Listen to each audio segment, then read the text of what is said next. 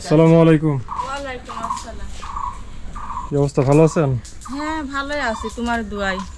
কয়েকদিন আগে আসছিলাম, আপনাদের কিছু বাজার টাজার দিয়ে গেছিলাম। হ্যাঁ বাজার পাইছি, সবকিছুই পাইছি। খাচ্ছেন তো ওগুলো নাকি? খাচ্ছি। রোজা রাখতে তো আল্লাহর রহমতে আশা করি সমস্যা হচ্ছে না। না। আপনার ওই বোনটা কোথায় যে প্রতিবন্ধী? ওই দেখ। কি অবস্থা, কেমন আছেন? ভালো আছে ভাই। ভালো আছেন? হ্যাঁ তোমার দোয়া ভালোই আছে। হ্যাঁ আচ্ছা, আপনার মা কি ভেতরে নাকি? আসসালামু আলাইকুম। ওয়ালাইকুম আসসালাম। কি অবস্থা, ভালো আছেন? কেমন আছেন আপনি? আপনি বলছিলেন যে আপনাদের একটা গরুর বাছুর কেনার জন্য টাকার ব্যবস্থা হয়, তাই না? হ্যাঁ আচ্ছা, কিছু টাকার ব্যবস্থা করতে পারছি, ওই জন্য আসলাম। খুব বেশি না, তারপরও জি। এদের ঘষিল ভাঙি ফেলা দেখেন থু। ও আচ্ছা, রাখার জায়গা করতেছেন নাকি? মিস্ত্রি আপনাদের এটা? না না ওরে, আমরা লেবু ঈদের পর পয়সা করে জোগা টোগা। তো আপনাদের জন্য হচ্ছে কিছু টাকার ব্যবস্থা করছি। এর মধ্যে সুলতানা আপু আমেরিকা থেকে 12,130 টাকা দিয়েছেন, মোহাম্মদ আলী ভাই টাঙ্গাইল থেকে 1,000 টাকা দিয়েছেন, আর সৌমিক ভাই ঢাকা থেকে 10,000 টাকা দিয়েছেন। আল্লাহ আর নাম প্রকাশে অনিচ্ছুক আরো একজন কিছু টাকা দিয়ে মোট 25,000 টাকা আপনাদের জন্য ব্যবস্থা করতে পারছি। এখন 25,000 টাকার মধ্যে যদি ছোট একটা গরুর বাছুর সম্ভব হয় কিনবেন, আর না হলে কয়েকটা ছাগল কিনে পুষতে পারেন। টাকাটা একটু গুনে নেন।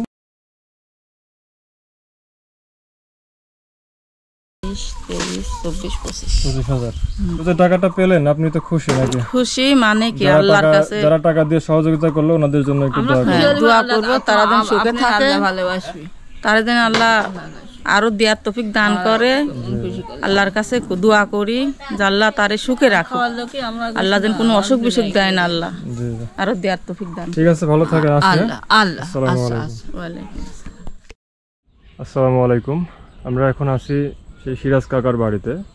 এর আগে আমরা একটা ভিডিও করেছিলাম, আপনাদের হয়তো মনে আছে যে ওনাদের এই ঘরটা খুবই ভাঙাচোরা।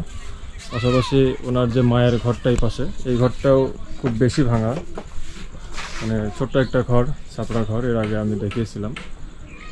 এখন ওনাদের বর্তমান পরিস্থিতি হচ্ছে যে থাকার ঘরটা আগের মতোই রয়ে গেল, শুধুমাত্র আমরা টিউবওয়েল আর বাথরুমটা ওনাদের করে দিতে পারছি, ওটা আপনাদেরকে দেখাবো।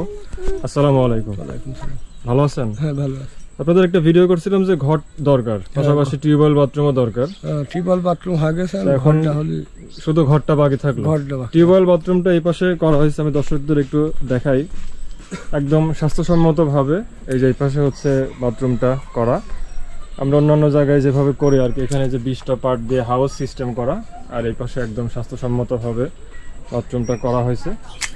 এটা হচ্ছে পেছন সাইড।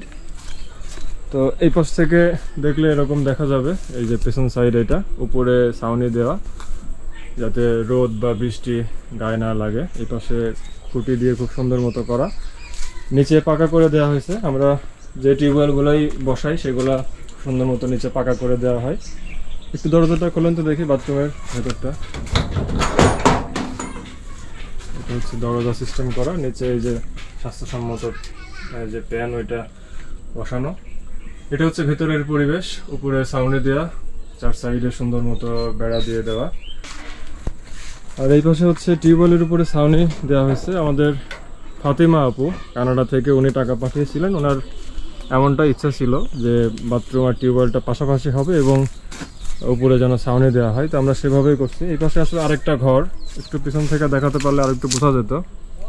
এরকম হচ্ছে অবস্থা। গতকালকে কাজ শেষ হলো, তাই না? গতকালকে কাজ শেষ হয়েছে। আজকে হচ্ছে মার্চ মাসের 14 তারিখ, 13 তারিখে কাজ শেষ হয়েছে আর কি, গতকালকে কাজ শেষ হয়েছে। তো আপনাদের যে কাজটা করা হলো, এখানে বাথরুমের একদম শুরু থেকে শেষ পর্যন্ত, মানে পার্ট বসানোর থেকে শুরু করে জিনিসপত্র কেনা, মিস্ত্রি খরচ সবকিছু দিয়ে 19,765 টাকা খরচ হয়েছে। আর টিউবওয়েল বসানো হচ্ছে 8,800 টাকা, পাকা করার জন্য 4,600 টাকা, আর উপরের যে ছাউনিটা দেওয়া হয়েছে এটার জন্য একটা মিস্ত্রি খরচ সহ অন্যান্য জিনিসপত্র কেনা দিয়ে 4,535 টাকা। এই টোটাল 17,935 টাকা বাথরুম এবং টিউবওয়েলের খরচ মিলিয়ে 37,700 টাকা খরচ হয়েছে আর কি।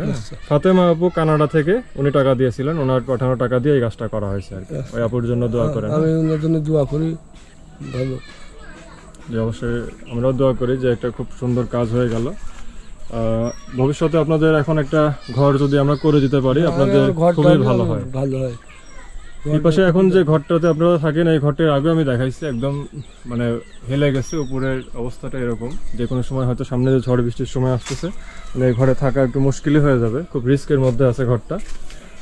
তো যদি আপনারা কেউ চান, দেখেন কারো যদি সামর্থ্য কোলায়, আমার মনে হয় রমজান মাসের মধ্যে যদি ওনাদের একটা ঘর আমরা করে দিতে পারতাম, বেশ ভালোই হতো কাজটা। ওনার মাও একটা ভাঙা ঘরের মধ্যে থাকেন, ওনাদেরও একই অবস্থা। এর আগের ভিডিওতে আমি সম্পূর্ণটাই দেখিয়েছিলাম। ওনাদের টিউবওয়েল ছিল না, সেটা তো সমাধান হয়ে গেল, অন্যের বাড়িতে গিয়ে আর পানি আনতে হবে না, গোসলের ব্যবস্থাও হলো, খাবার পানির ব্যবস্থাও হয়ে গেল। সিরাজ কাকার মা যে ঘরে থাকেন এই ঘরটা এর আগে আমি দেখিয়েছিলাম, খুবই খারাপ অবস্থা। সামনে তো বৃষ্টির সময় আসতেছে, তাই না? বৃষ্টির সময় বৃষ্টি আসতেছে, হবে, আমি কি ঝড় করি, হবে। সবাই যে গরম ধরলে ঘরে শুতে পারিনি, 2 বার ওই গাছতলা যাই বসে থাকি, রোজা লইছি, আমি মুরব্বী মানুষ, একটু ঘরে আরাম করি, সবাই এটি আমি পারিনি, আমার খুবই কষ্ট হয়।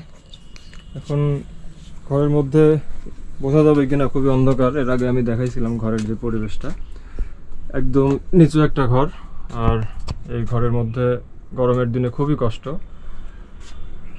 ছাপড়া ঘর বলে এটাকে আর কি। তো একটু বড় করে যদি ঘরটা করা যায়, বা 3 রুম করে ঘর করলে হয়তো সমাধান হয়ে যাবে, অথবা আলাদা যদি একটা ঘর করা হয় 2 চালা করে বড় করে, আর আরেকটা ঘর 4 চালা, সেটাও করা যেতে পারে। এখন যেটাই করি আসলে টাকা ছাড়া তো সম্ভব না। টিউবওয়েল বাথরুমটা করার জন্য একজন সহযোগিতা করেছিলেন বিধায় করতে পারলাম। এখন আপনারা যদি আমাদের সাথে যোগাযোগ করেন বা কেউ হেল্প করেন, তাহলে হয়তো কাজগুলো খুব সুন্দর মতো করা যাবে।